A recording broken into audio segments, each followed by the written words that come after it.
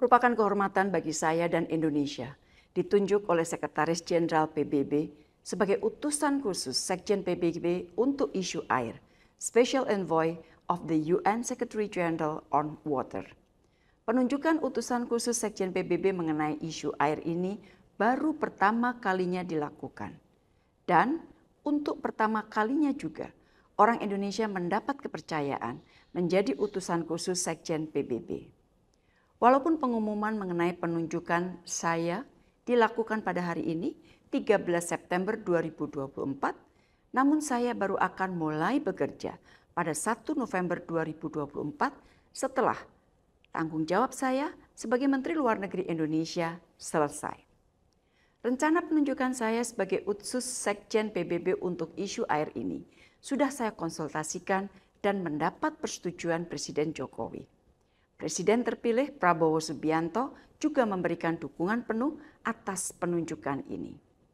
Penunjukan utusan khusus Sekjen PBB untuk isu air dilakukan sebagai implementasi dari mandat yang diberikan UN Water Conference 2023. Beberapa mandat yang diberikan kepada saya antara lain, memperkuat kemitraan dan upaya bersama untuk memajukan agenda air atau water agenda, termasuk tindak lanjut hasil Water Conference PBB tahun 2023. Meningkatkan kerjasama internasional dan meningkatkan sinergi antara berbagai proses internasional dalam mendukung pencapaian semua tujuan dan target terkait air seperti SDG 6 dari Agenda Pembangunan Berkelanjutan 2030. Menjadikan masalah air menjadi agenda politik utama baik di dalam maupun di luar PBB, memobilisasi aksi dan sumber pendanaan guna menangani krisis air dunia, dan mendorong agar pemenuhan target-target terkait air dapat dilakukan demi tercapainya perdamaian, pembangunan, dan hak asasi manusia. Komitmen negara dunia sangat kritikal, mengingat pentingnya isu air bagi seluruh aspek kehidupan manusia dan bahkan bagi perdamaian dunia. Kerjasama internasional diperlukan. Pendekatan no one left behind penting dikedepankan. Air bukan saja masalah teknis, namun juga masalah politik.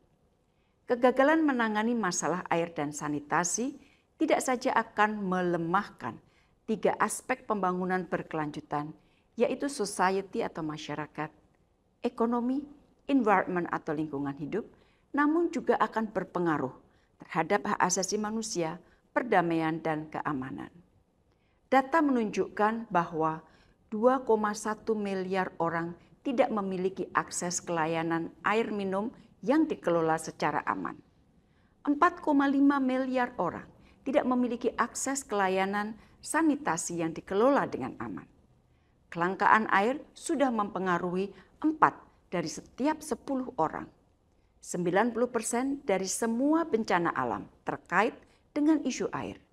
Dan 80% air limbah mengalir kembali ke ekosistem tanpa diolah atau digunakan kembali. Tentunya pengalaman saya sebagai diplomat hampir 40 tahun dan sebagai Menteri Luar Negeri selama 10 tahun akan saya gunakan semaksimal mungkin untuk menjalankan tugas sebagai utusan khusus Sekjen PBB ini. Bismillah, semoga saya dapat menjalankan tugas internasional ini dengan baik. Mohon doa restunya.